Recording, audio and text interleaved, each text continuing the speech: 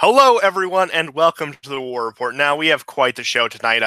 And we'll start off in a couple minutes. We'll wait for our viewers to pour in. Of course, we don't want to leave anyone listening after the fact with dead air. So, just as a brief overview, we're going to be over some things at 35. Which unfortunately, this is not episode 35. So that's a bit sad. It's only episode 31. That could have been funny. I wish this would have happened 4 weeks later. So, or maybe we could have done 4 more episodes. Who knows? But yeah, we're going to be going over that. Some chaos around Saudi Arabia. Bit on Korea, of course, address the Nikki Haley finally being dethroned from her throne of war. Just some very encouraging comments about China. And of course, we'll finish off with Brazil because probably the best news of the week there. But again, all very fun. But let's jump right into it. Let's jump into the whole debacle regarding the F-35. So the F-35, of course, is a program the Pentagon's been working on since 2006. The fighter jet, the new generation, the fifth generation fighter jet, and it can't even function. I mean, program production started in 2006, and we were just now getting actual combat runs in Afghanistan as of last month. So after several crashes, the Pentagon has decided to temporarily ground F-35 fighter jets. Now, as I said earlier, the program, which has been ongoing since 2006, has cost the U.S. about $1 billion, and some sources say $1.4 billion in tax dollars. And disputes with Turkey is also hindering this because they're one of the several countries involved in developing and manufacturing aircraft, so that's a big dent in the program. Now, on the bright side, the U.S. has finally decided to punish Israel by giving them F-35s. And however, Wow, that is the hottest take ever. I love it. yeah, out of all the times we let them get away, again, we're finally giving them some punishment. And Israel at least had the common sense to ground the F-35, and most nations fielding the F-35 at this point have followed in the Pentagon's footsteps and at least temporarily grounded the aircraft. One notable exception, which I find this one particularly hilarious, is the UK. Now, their official defense ministry came out on Twitter and said, and I quote, contrary to reports, all F-35 jets have, contrary to reports that all F-35 jets have been grounded, we have paused some F-35 flights as a precautionary measure while we consider the findings of an ongoing inquiry. Flight trials from our aircraft carriers will continue and remain on schedule. So, again, the ever-wise leadership of the UK said, look, all our allies, all the countries with this particular aircraft, they're grounding them because of safety concerns. We're going to still conduct some tests. We'll put some on the ground, but no, we're still going to continue because it's not that big of a deal. And I'm not surprised out of all countries, this comes from the UK. You know why the F-35 is so hard to detect? Because it doesn't fly. Take that as 300. Yeah, not. As I was reading up on it, I noticed all these sweeping statements by American and Israelis saying the S-300 can't even see the F-35. With this latest, it may not have to. It's, it's quite a debacle. Maybe this is something for satellites and not the F-35. Yeah, maybe some on-the-ground intelligence can help you out with that one. But again, it's all just frustrating. I mean, we've been working on this program for 12 years at this point, and it can't even get off the ground. I mean, it just shows, despite how much the U.S. spends on the military, whether it has Obama cutting military spending, which, I mean, he only kind of did, or Trump surging it again, it's quality over quantity. It's how the money is spent. And a big problem of it, we can get into the military-industrial complex. But again, I say a lot of it is I'm going to go on the whole free market thing is we don't allow competition. We have zero bid contracts. We decide this company, and this company gets it. Whereas a more sane nation would either have production nationalized or go to multiple companies that actually have a fair bidding process, which at this point, I want to nationalize the arms industry. I want war to be costly so people think more about it, even if it's just about the purse strings. Again, any way to get them to at least think about it is better. So with that little rant out of the way, just it's funny, but it's sad, honestly, to think that this program has been ongoing. And I just think it's fun. The best part of this is probably that we gave them to Israel. Hey, or have some worthwhile military equipment. I mean, how long until Israel's buying S-300s? That's my question.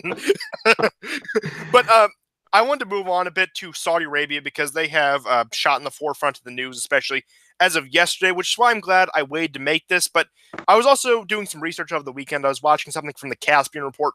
Great channel. You should check them out. They do basically more condensed versions of what we do, but with more professionalized production. I know we're lacking in that department. I hope that changes soon, but that's beside the point. And they were discussing Saudi Arabia and their long-term stability, particularly in context of the Saudi Arabia Vision 2030 plan, which we'll get into in a second. But the video I was watching pinpointed the rise of U.S. domestic energy industry and the move away from oil worldwide is why Saudi Arabia is about to see very hard, unstable times. And the Saudi budget has also been strained since the 2014 oil boom in the U.S. The Saudis also fear for their security because U.S. energy independence is increasing, hence faltering the U.S. security guarantee of Saudi Arabia. Now, I don't agree with that entirely. Keep in mind, I'm summarizing someone else's content here, so not all of these opinions are necessarily mine. And in the video, they went on to speak about the Saudi Arabia Vision 2030 plan, spearheaded by none other than Crown Prince Mohammed bin Salman. Now, the plan wants to diversify the Saudi economy away from oil and develop sectors such as healthcare, education, infrastructure, recreation, and tourism by, of course, the year 2030, hence the 2030 in the name.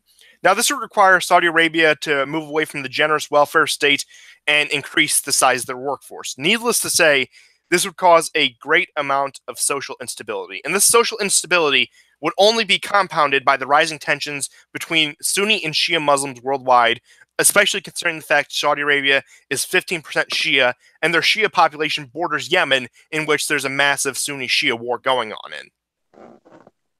Right, and economically, just to give people some, say, a more rounder picture of Saudi Arabia's economic situation.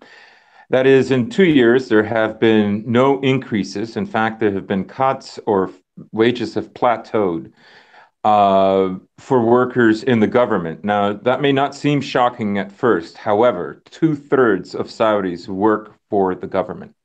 So this is an or government incredible co-opted blow. companies, which of course are, their wages are very much tied to the government, not entirely, but I get your point. Yes, well, yeah, because the industry is so tied with the government. Furthermore, they are going to introduce a sales tax, something they've never done before. So you can see that Saudi Arabia is hurting right now. Yeah. I mean, I'm sorry. I'm sorry to disappoint you, Wictor. First, you get banned from Twitter, and then Saudi Arabia fails you. It must be a hard time to be you. My heart goes out to you, Thomas Wictor. But just more on Saudi Arabia. We have to cover the most recent news, the reason why they're in the news in the first place, which is the Jamal Khashoggi. I hope I didn't butcher that pronunciation, but he was a Saudi American journalist who was assassinated in Turkey on Tuesday after entering the Saudi consulate. Now, a few of the usual suspects, the people we're referring to, the neocon types, tried to point the finger at Iran, but even U.S. intelligence said, no, this is Saudi Arabia. Now, this recent move, compounded with the absolute slaughter in Yemen, is turning voices who previously ignored Saudi Arabia's actions and turning public opinion at large against the country. Now, this has gotten to the point, like I said, where even U.S. intelligence has condemned Saudi Arabia for this and said it was them. And I'll tell you how big this recent move is. It has drawn condemnation from senators diametrically opposed as Rand Paul, the non-interventionist America First type you'd think of, and Ben Cardin, who's one of the most interventionist, one of the biggest proponents of interventionism in the Senate. That's how bad it has gotten, to the point where you have someone you would think who's completely on Saudi Arabia's payroll condemning them. And I've seen Conservative Inc., I've seen the neocons, I've seen everyone from any political stripe, whether they be a neo-fascist or someone who wants to resurrect Stalin, condemning this. That's how ridiculous this has gotten. Yeah, it's not a good look. It doesn't jive with the image that Saudi Arabia wants to project for the so-called 2030 goals that is supposed to bring them into a far more, I mean, it is very modern in many, many ways, but Riyadh, for instance, I think is building its first subway, and this is a city of over 6 million.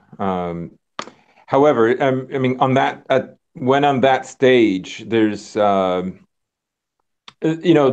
things that are very image based, and killing a journalist is not it's not a good one.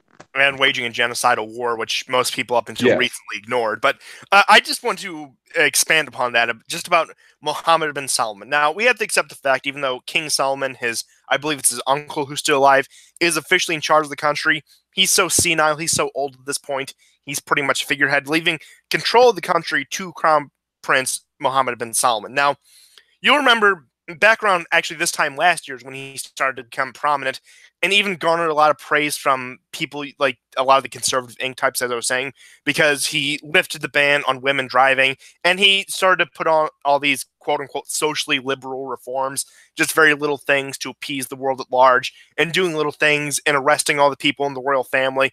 November, I remember last November, 60 Minutes and all the mainstream media were doing just these fluff pieces on him, bringing him in for interviews, talking about how great he'll be for Saudi Arabia and how he'll bring them into the 21st century and make them into a modernized country, both socially and economically. So, and then you have this, and then you have more people paying attention to Yemen.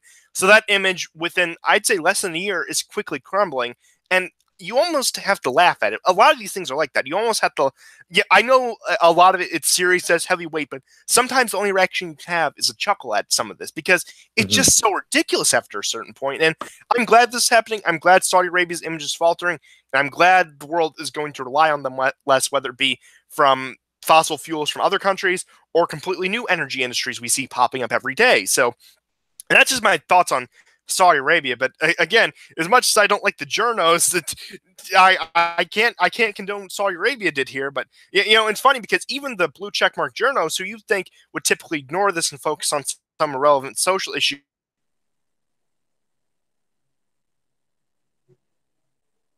or that Trump made a grammatical error in one of his tweets, even like I said, this probably the most nonpartisan unifying issue America has had since before the election, and that's really saying something if you ask me. Hmm. Just all but we do have You know, some just more news on we Korea that I would say, but just one last thing on the Saudi Arabia thing. I think uh, go on.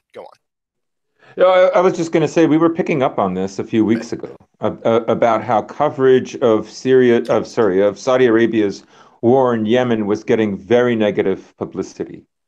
Yeah, It wasn't just being ignored as per usual, but it was actually getting, and we were kind of mystified, like, you know. So, as remember far as like a few weeks before we said that. yeah, We read a report that MSNBC had reported on the Stormy Daniels stories for like 453 times since the beginning of the year in the Saudi war in Yemen. Even they're talking about this. So things have changing. I'd say it's a good thing, but it's crazy to watch in real time. I didn't expect this soon. I'll say at least. yeah. So, I say just on the story in general, a good thing came out of a bad thing, and you know what?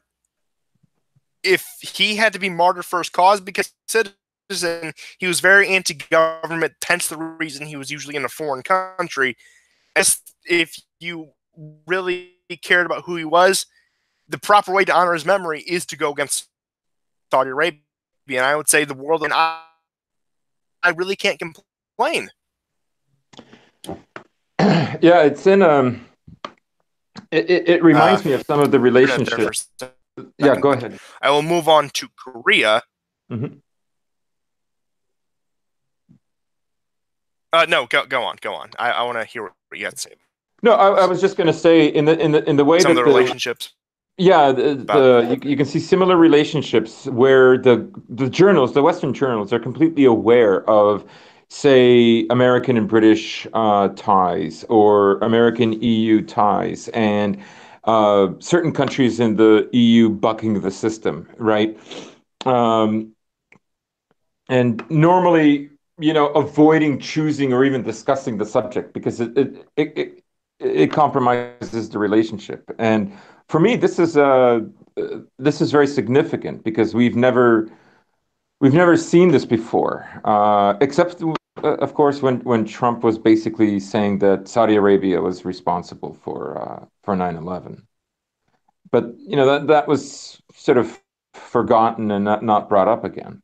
From So Rand Paul's grandstanding wherever there's an arms sale, you really don't hear about it. yeah.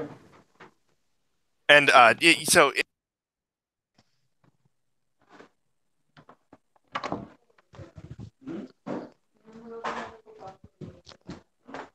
Are you there, Constantine? Hello? Sorry, guys. I think he's probably reconnecting to the line.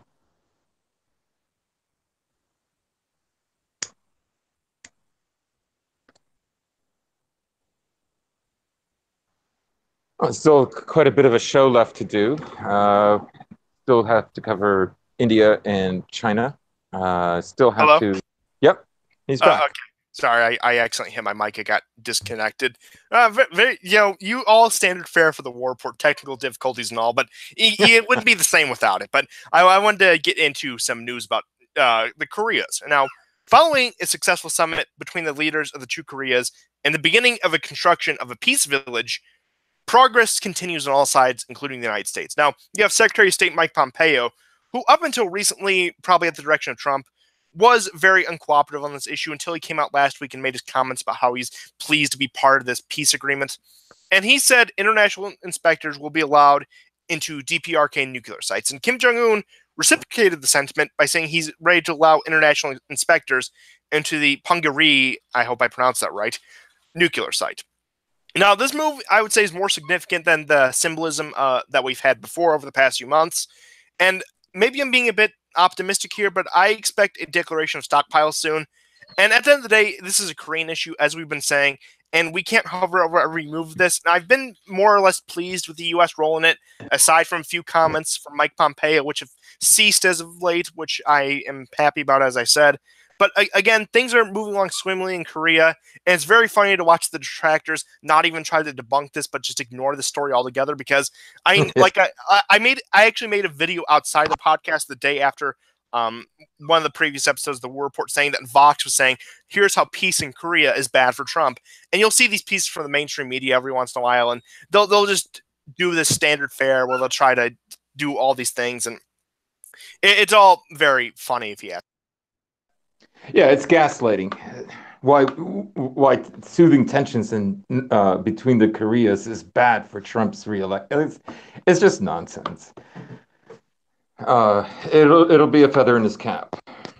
Oh yeah, absolutely, especially with the midterms coming up. I mean, I know like domestic issues usually take precedent, especially in congressional elections, but this is still going to help. And I think Kim Jong Un, of course, has had a workable relationship with Trump. And I'm not going to say it's the greatest in the world, and he probably wants him to have more political clout. So again, he may do something to actually try to help us in the midterm by declaring a stockpile. But again, this is all just speculation, and it's all very interesting just to watch Korea. The it's coming together. Number one, nobody expected them to meet in our lifetime. Number two, even after the meeting, people thought it would be a one-off. Number three, nobody expected the continuous meetings between the leaders of the two Koreas. Number four, nobody expected Trump talking about a second summit. And number five, nobody expected any of this to move this fast. Yeah, So, it's shocking actually when you really think about it, and a lot of people are not thinking about it, of course, because it's just not covered unless it's something negative. yeah, and I think what's happening in Korea, you could probably view as a microcosm of what's happening worldwide. I Yeah, mean, Korea, again, we've discussed this. Korea has spent its entire existence under the domination or influence of foreign power, whether it be China, Japan, the Mongols, the Russians, more recently the Chinese and the Americans. Uh, but again, you're seeing just the complete post-war, post-Cold War, especially world order completely fall apart, and it's happening rapidly. And again, I am at a loss for words because I'm honestly just amazed by this. Yeah, I wonder, I think in the coming years we're going to figure out why this peace deal was so important. It won't be I think, for the most part, for the idealistic reasons that are touted, but there is a sense of something major developing there. Um, because it was, I mean, for China, for instance, it was a very important way of keeping Japan in check, and the U.S. to a degree. So, I'm curious because I still don't know quite what's going on there. Now, I do have a bit of a theory myself. Now, how familiar are you with Nixon's visit to China in general? I'm aware of it, yeah, and Well, I'm aware what that started. yeah. I mean, you got to keep in mind what his intention was is he was trying to court China against the Soviet Union and exploit the differences between the two. Now we could look at Right. this. This may be a bit far fetched that Trump is trying to court North Korea into being more cooperative with South Korea and creating a unified Korea as more of a bulwark against China. Because as we can tell throughout Trump's campaign and some of his foreign policy moves, at least the ones I say he has control over, has been confronting the Chinese. So it could be that. That's my working theory. I'm not sure how likely or unlikely that is, but I figure I'd just put that out there. Yeah, I would agree. That's a good point. It's going to come with its challenges, for the distant future, depending on how quickly North Korea develops. Uh, but yeah, I do think it's a measure for China containment. Yeah, and we could also look at it as like the really America First view that Trump could be trying to defuse situation in Korea so he can bring more troops home. For all we know, it could be that. There's a Yeah, plethora of reasons, but I still think my first theory is probably the most likely. But I don't know. I'm just amazed by it. But you ready to get into some Nikki Haley stuff? yeah, I am. Now this story took me completely off guard since I figured Nikki Haley and her types were on the way out eventually. But then all of a sudden on Monday, I'm just looking through Twitter, and the headline thing, the main story they have is UN Ambassador Nikki Haley to resign. Now, I would say she's ultimately the worst member of Trump's administration, worse than Bolton, worse than Pompeo. I'm going to go on record in saying that. And she's going to be resigning within the coming weeks. Now, this apparently has been a long time coming. Apparently, this has been 6 months in the works. And I'm not surprised if that is the case. Now, I predicted Trump would be at least minorly shuffling his administration following the midterms. Now, I'm not saying this is some major shakeup.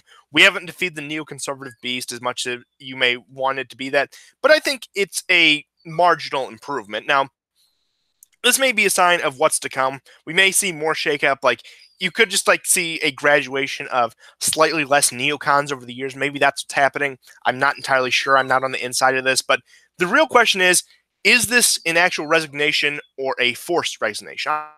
Resignation. What do you think? Uh, it's hard to tell right now because she could be one of these she could be in the camp of, the Never Trumpers, or, the resistance, an alliance with the resistance, if you will. Uh, Notice she gave heaps of praise to Ivanka and Jared. Jared is apparently a reclusive genius, an undiscovered genius. Uh, let's say that's one case. That's one idea. The other is that she might be running, I believe, for the governorship of South Carolina, and she would have like a special vote to get in. It would be fairly easy.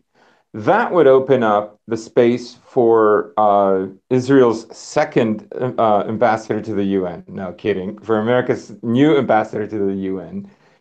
And who that might be, we don't know. Now, I played with the idea that it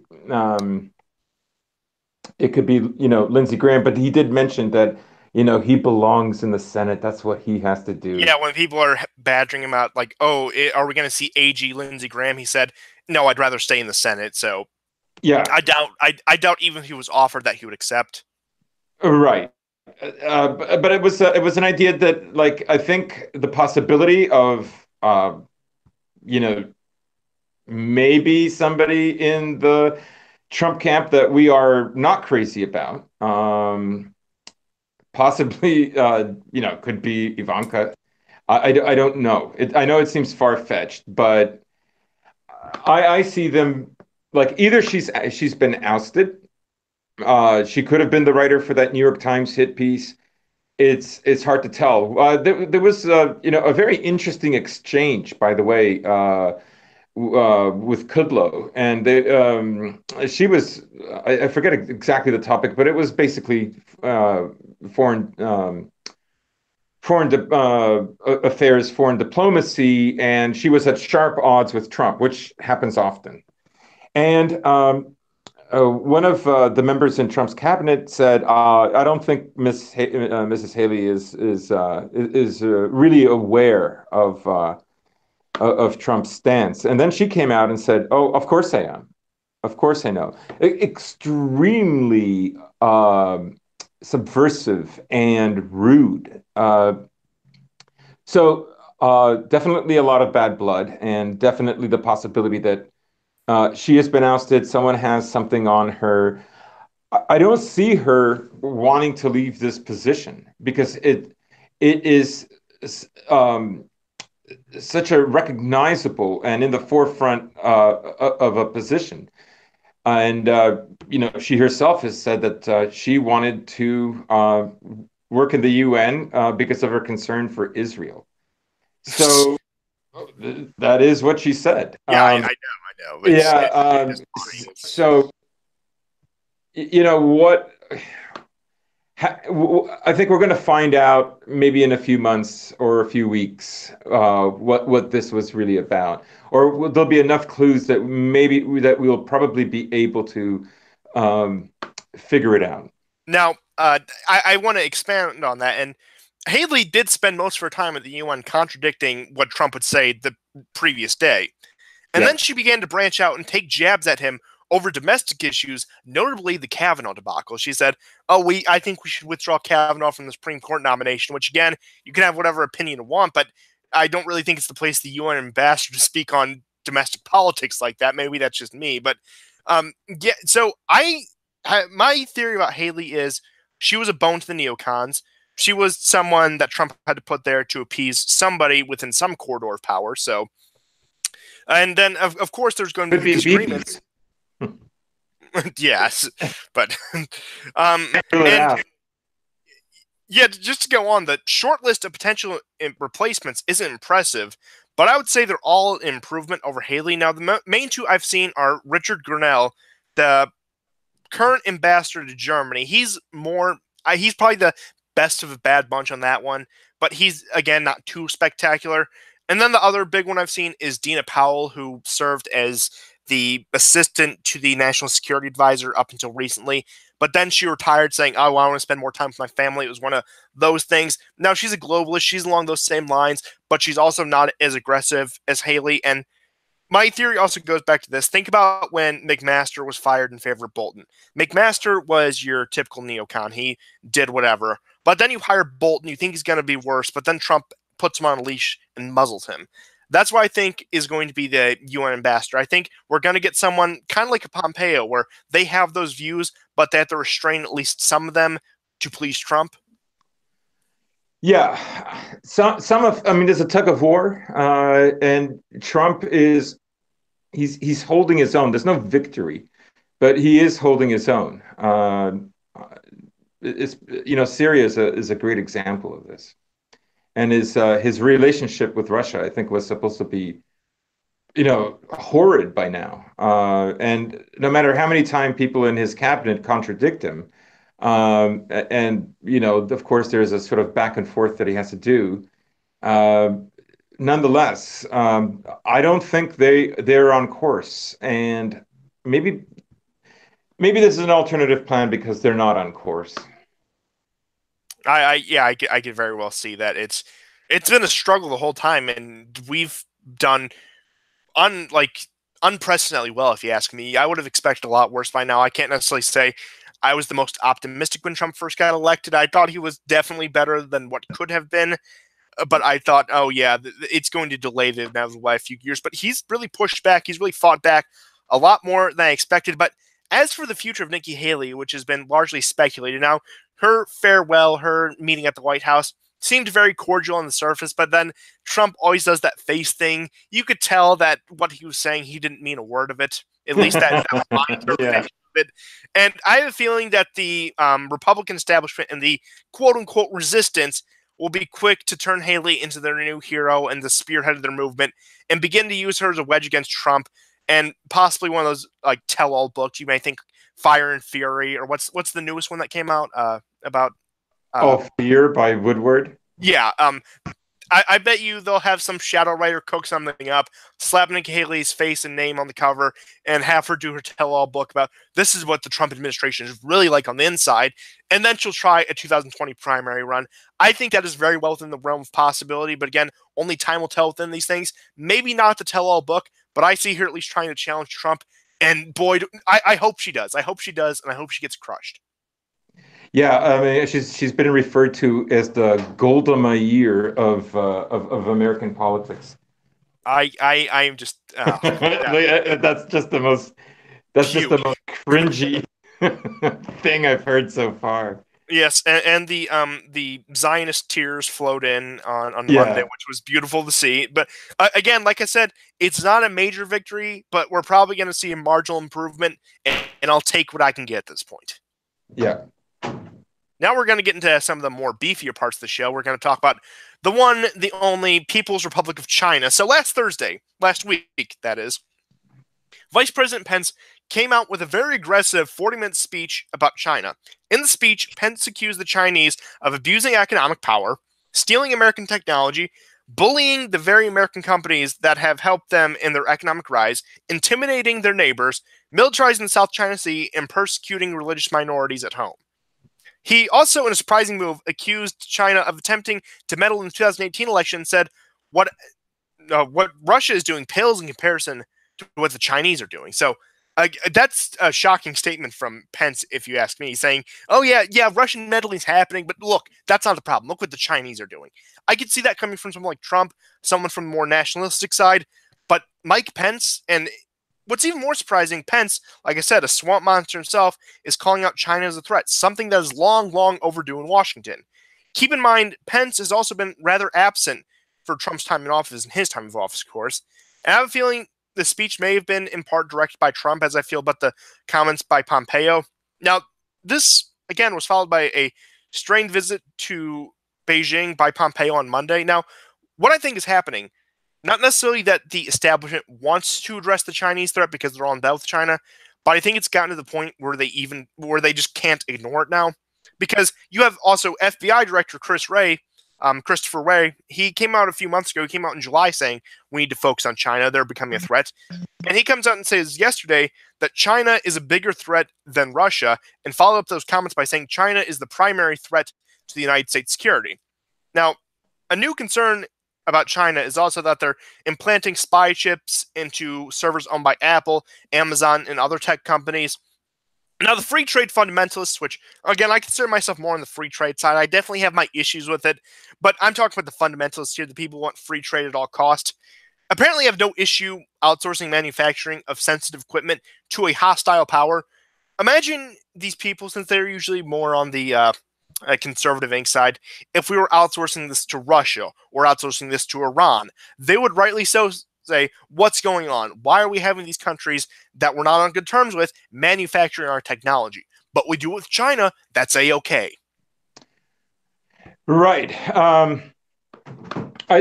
Also the sanctions in a way give cover. Have these statements been made prior to sanctions or even talk about the sanctions that are now being levied between America and China?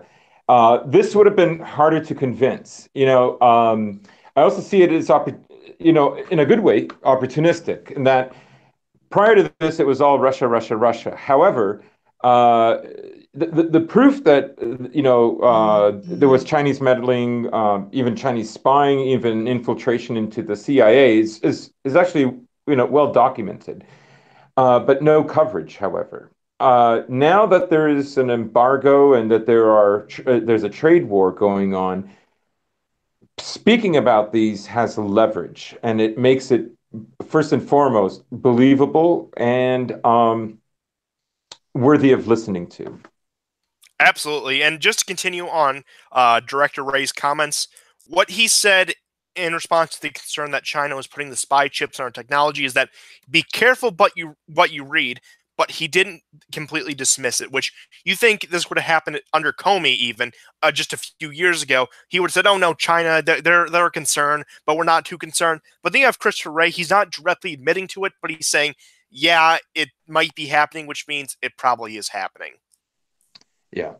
Uh, and just to, I'm shocked. Like I said, it's probably because they have no choice to talk about it. And Trump is also being very opportunistic about this because people are talking about foreign meddling, specifically Russian meddling. But if he can flip the script and say, look, it's China, we need to focus on China. Okay, Russia's a problem too, but they pale in, but they're not, but in comparison, they're not a problem. I mean, even Christopher Wray, he made statements like Russia, yeah, they're still a threat, but they're still struggling since the fall of the Soviet Union, which I think Russia is more powerful than that, but I also don't see them as much a threat, but that's all aside the point again. But let's get into, you mentioned espionage. There's some pretty big espionage cases that came out of China as of recently. Yes. So, Chinese espionage, again, has also come to the forefront. Now, on the 1st of April, a Chinese intelligence officer named Yanjing Shu, I hope I pronounced that right. Well, actually, no, I don't. He was a spy. I don't care. Was arrested in Belgium and extradited to the U.S. last week. The allegations against him are that he sought to steal technology and trade secrets and other sensitive information from leading American aerospace companies. Now, Shu targeted leading aviation companies worldwide, actually, and he faces 15 years imprisonment for economic espionage and 10 years for the theft of trade secrets. Now, this case is also linked to a September arrest, September 25th, I believe it was, of a 27-year-old U.S. Army reservist, Ji Chaowen, who was a Chinese citizen born in China, living in Chicago after he finished graduate school in the U.S. He was recruiting when he was at a Chinese university and then sent to the U.S., of course, assumed his fake identity, how spies usually do. Now, G's unnamed handler, who was also in the U.S., referred to as intelligence officer A in the summary about it, was also arrested, but we're not sure whether it was the same day or even at the same place, but point being, he was also arrested. Now, keep in mind, we had 3 Chinese agents arrested and being put on trial, whereas when China caught 20 of our agents, they outright executed them. That's the difference there. Executed. Think about that. I mean, that to me is extraordinary. Yeah. I mean, even from like a pragmatic sense, not even a moral sense, like you could think 20 American intelligence officers, you could at least use them as leverage, a bargaining chip. Yeah. Maybe that's just that still boggles me to this day. Yeah. But again, I don't support executing these 3 people primarily because I feel like we can use them as a bargaining chip. Yeah. When it comes to our new, I mean, people are calling it a Cold War with China, and I agree, and I think it needs to exist, and I think we need to put more pressure on China. I'm a bit hawkish on this issue, but again, especially compared to Russia, China, they've been running roughshod. I don't care about the allies now. I care about the stability of the region because we have a lot of trade there, but they have been doing things that are directly affecting the U.S., and this is one time I'm willing to put my non-interventionist principles aside. In fact, I'm not even putting them aside. I'm applying them to a country that's a threat to us, and we can confront them, not necessarily directly militarily, which, that would be disastrous for both sides, and I doubt both sides seek that. But again, play them at their own game. Play them at the espionage game. Play them at the trade war game. And you know what? Screw the trade war. I wouldn't go as far as a full embargo, but we should start decreasing trade ties with China. We should move them to India. We should move them to Vietnam. Maybe not so much Vietnam. I think they need to shift a little more, but Indonesia, all these other upcoming countries that have manufacturing industries. We do not need the Chinese. We can revive domestic manufacturing, but as I said before, for the past 30 years, I mean, you could go almost 40 years at this point, we have been directly subsidizing a country that would become and did become our direct competitor in the world. Yeah. there's an old saying: emerging great powers require great enemies, and Oh yeah, that's with definitely. with China, I think India and America fit that bill. But we should say that, I mean, this was inevitable. The idea that China was going to be content to be a manufacturing colony of America, like that, while getting richer Yeah, the neoliberal plan is for China hopelessly naive. was just to have them make all the stuff for the rich world and just sit there and be content. We enrich their wealth, and then we're surprised when they try to expand that wealth. Yeah, and no sane country over protracted over several decades would want the same thing. Eventually, countries seek sovereignty and independence and power. It's no great country has ever succeeded in creating many things that are not just economic and military, but also artistic without this kind of ambition. I mean, even if it's like from the Russian mindset, I mean, keep in mind, all of Russia's exploration, I say even their space program, was to build a buffer zone. Not necessarily that they cared about expanding, they just wanted a lot of meat shield and a lot of land in between them in case they ever were under attack, which that could be the Chinese thing here. I think the Chinese are a bit more expansionist than that. But yeah, you got to keep in mind, even if it's just for security reasons, upcoming powers will look to expand. And who we had to blame for China is none other than the U.S. Now, I have no problem with the fact that we opened relations with them at the time. The Soviet Union, of course, was the bigger threat in that case. But again, to keep it going on after the Cold War, to keep the neoliberal idea that China would just be this manufacturing colony, completely harebrained, completely ridiculous. And it's just frustrating. And, I don't really have any words for it. I'm kind of mad about this. And just the fact that, I mean, China, they have their money in Hollywood, they have their money in American businesses. Now, contrary to popular belief, they don't hold most of our debt. Most of our debt, fortunately enough, is domestic. So at least there's that. I mean, I think we actually have more debt held to the Japanese and the Chinese, which may be an issue further down the road, depending on how things shift. But again, China also, they do this with other countries. They do this with a lot of countries in the Anglosphere. They do this with a lot of countries in East Asia. They're doing it in Canada, doing it in Australia, doing it in the Philippines, Japan, so on and so forth. And you'll notice they're, I guess you could say, colonizing these countries. For example, Vancouver, big joke among right wingers, that's becoming a Chinese colony because they buy up all the real estate. You have not even Chinese immigrants, but Chinese nationals buying up all the real estate in major cities, especially Australia and China are the big ones. I mean, Japan, they have a bit icier relations, but this is ridiculous that we're allowing it. And, we have the Magnitsky Act to combat whatever spooky Russian things there are.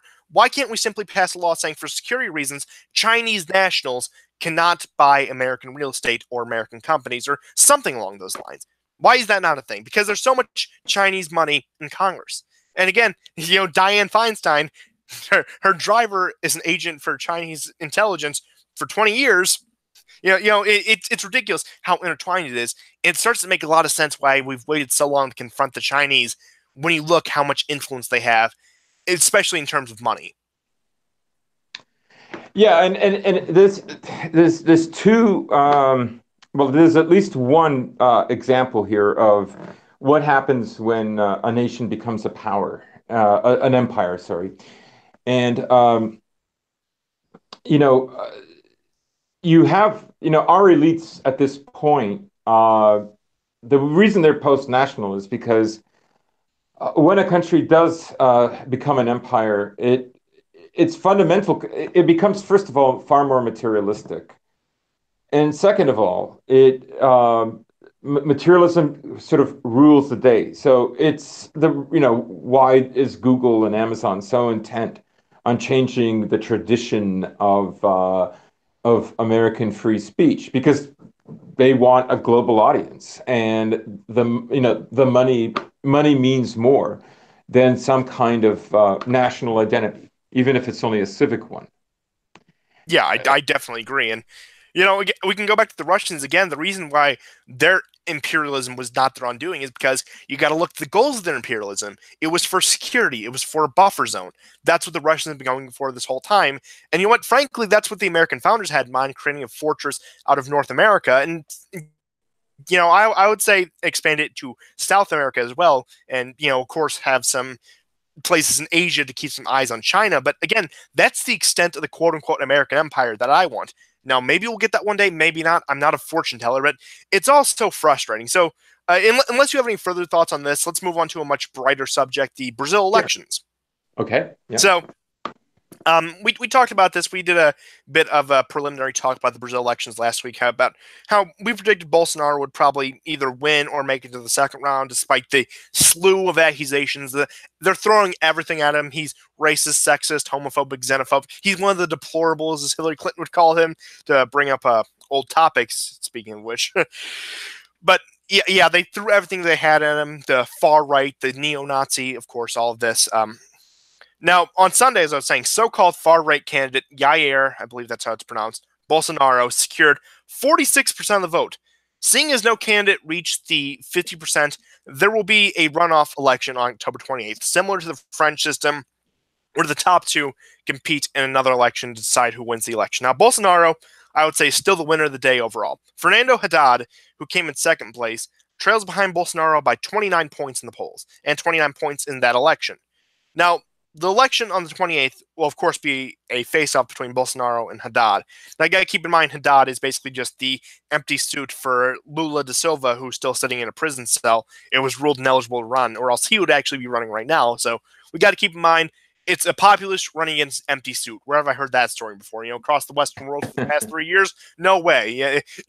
More things change, more they stay the same, Now, the entire Western mainstream media, both left and so-called right, have come out against Bolsonaro in the lead-up of the first round of the elections, but he still succeeded. It's pretty amazing. Now, Bolsonaro currently polls at 58% as compared to Haddad at 42%. Now, as I predicted, there would be unrest regardless of whatever the vote outcome was, no matter who won, whether it was a landslide, either way, whether they would have the second round. But yesterday, there were demonstrations against Bolsonaro in Sao Paulo. I hope I pronounced that right.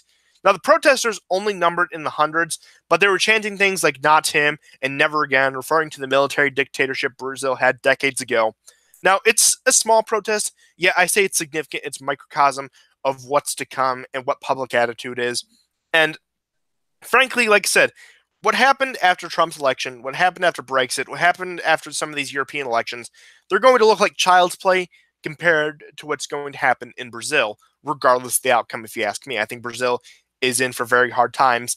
And I think Bolsonaro's, I guess you could say, similar style to Duterte, at least in terms of rhetoric and what he wants to do, may be the only thing that holds that country together.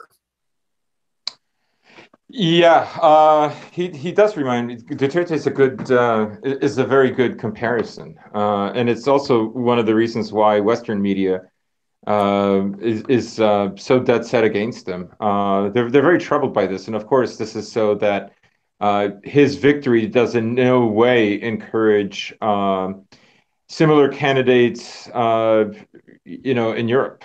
I think that's the primary reason. Oh yeah, I mean, the lens we also have to look at this through is the global rejection of neoliberalism. In Western European countries in decline, such as the UK, such as in Italy, Western European countries that are in decline, Eastern European countries that don't really have any room for growth, like Hungary, they'd accept it. They would push back against it, at least verbally, but they would say, okay, we'll let the populace be there. Then it happens in America, and then they start to get scared, but then they realize we're still so entrenched in the establishment and the bureaucracy, we're still going to have some influence, which again is faltering, as we were discussing more towards the beginning, mid of the show, how Trump's constant war against the establishment and the quote-unquote swamp. But then they're seeing developing countries and countries that have room to grow and countries that have yet to be powers are revolting against neoliberalism. Now they're getting scared because their gold mines are being plundered. Right. And, in neoliberalism, its fundamentals on an economic level are to create an individual that, is hedonistic to a certain degree. The more, the better, but is still functional. Isn't going to buy property and is going to buy lots of gadgets, go on a lot of vacations, so on and so forth. And when you adopt this kind of an idea, which of course would help certain corporations who make certain products, when you try to implement that in a country that economically has never been strong or isn't as developed, this is catastrophic. In the same way that the idea that you could just bomb Iraq into democracy, or you could just introduce feminism to Afghanistan, because because everyone's the same, and all differences fade in the past, anyways. It just it's just brain power, and people will adopt great ideas. It doesn't work that way, and like I'm not personally surprised that Brazil will have to have a very heavy hand in how it governs its people to stay afloat. For many countries, that is the only option, or be subjugated. Yeah, I mean, Brazil wants a loudmouth strongman. What a surprise. It's not like they've never had a leader like that in the past. It's not like the region is Right. famous for those leaders. Despite Maduro's falterings, you could say he's a heavy-handed strongman type of leader who's iron-fisted.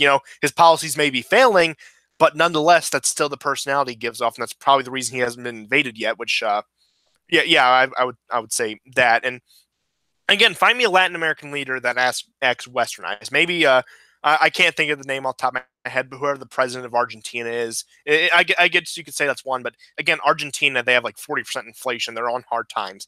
So again, I would say interesting enough because you look at the genetics of the region. South America, the politics of Latin America are halfway between that of the West and that of Asia. So Yeah. I mean, and which that's why Trump has played somewhat well down there. I mean, not as well as he has in Asia. I think he's a slightly bit too heavy-handed for them, but I mean, he has gotten along with AMLO in Mexico, so there's been those successes. But again, I just love they think, oh, look at all these blank slates, despite all the different genetics and cultures and languages. If we just put this idea founded in Western Europe, founded in London, we put it there, all of a sudden they're going to be a first world democracy. It's Yeah. left. Not even they believe it. They just believe that's their way of trying to subjugate them, They're subjugating going to them. have a leisure class. Just wait, give it 10 years. They're Yeah, going to have yeah. a leisure class. Oh no, Brazil superpower 2020. It's gonna happen. I'm putting my money in it, putting all my investments in Brazil, and they're gonna skyrocket. And I'm gonna be rich, and I'm gonna join the global elite. That's what's gonna happen. But again, I'm just glad to see not only in the first world, but worldwide. Even you see some of the like South Asian countries, Southeast Asian countries rejecting Chinese influence, which is in many ways similar to neoliberalism. Hence the reason why I also oppose the Chinese so much and less so the Russians. Because I mean, the Russians they preach something a bit more nationalistic, but again, the Chinese they don't call it neoliberalism, but functionally it's the same. But that's the reason you're seeing all these countries return to nationalism, return to a 19th century type of world where you stand up for your national interest first, and that's how you conduct your foreign policy. And I think we're going to be a better world for it. Yeah, I mean, neoliberalism hasn't offered very much, except maybe for the very rich or the leisure class of various countries. Generally speaking, it leaves people empty. I mean, look I at the th- suicide rates of over the past 30 years. right. So the idea that this is just going to go on indefinitely is very foolish. Yeah, I mean, think about it. Look, imperialism, like I said, it's net negative. But just to finish off the show, I just want to say this: it's a net negative. But you look at the great empires throughout history. You can think of the typical ones. I mean, Rome is the one most people usually think of. They tried to spread their culture and assimilate and subjugate other countries in their culture. And again, that was a noble goal. It ultimately failed. But then the neoliberal empire, it's just we want cheap stuff and hedonism. How do we compare to our ants? It's pathetic. I'm sorry, but if you're going to have an empire, have a proper empire. Even the empires of the 19th century, where we want the gold and jewels of wealth of the New World. I mean, you think the Spanish Empire, the French Empire, the British Empire. Yeah, greedy, but at least there was something there, and it wasn't just we're going to be a leisure class. We're going to tell you about how terrible you are for wanting to stay the same, wanting your homeland to stay the same way it has been for thousands of years. But then we're gonna go off, and then we're gonna buy some stuff. Again, it's pathetic, and Yeah, that's all I have to say about it. in many ways, for the West, there it's sort of cultural breakdown. It's sort of post-Christian or almost post-Christian uh, state arose almost simultaneously uh, with its industrial power and its military power. So, liberalism to me basically reflects this enormous industrial power, but also a vacancy, a kind of emptiness. And that's something that previous empires like Rome, you mentioned, Egypt is another, didn't, it wasn't in their makeup. It wasn't part of their history. Uh, Rome had what, Spengler called a second religious, with various religions that migrated from Persia, and lastly with Christianity. But this kind of you know I guess vacancy is it informs the kind of philosophies, even the kind of trade deals we have with other countries, especially if they want to join the EU. Yeah, I mean, frankly, um, probably the best speech of I'll say as far as the decade was Orban's Christian democracy speech. It pinpoints Yeah. here's what's good about liberalism, but let's purge the bad. Let's get rid of. Look, we can have human rights, we can have voting, we can have all that good stuff, but let's reject the degeneracy and the hedonism and actually have a stable society. So, I go on record, best speech of the decade, and Wow. yeah, just it's just insane. That's all I have to say for it. But unless you have any closing thoughts, I think I'm going to end the show. Okay. Yeah, that's that. I've said my words. So thank you everyone for tuning in. This has been the War Report. We're here every Wednesday or Thursday, depending on whenever I decide to do it. And it's we basically we might as well just put Wednesday or Thursday in the tagline or whatever. But again, all very fun, no matter what day of the week we do it. So thank you everyone for tuning in, and goodbye.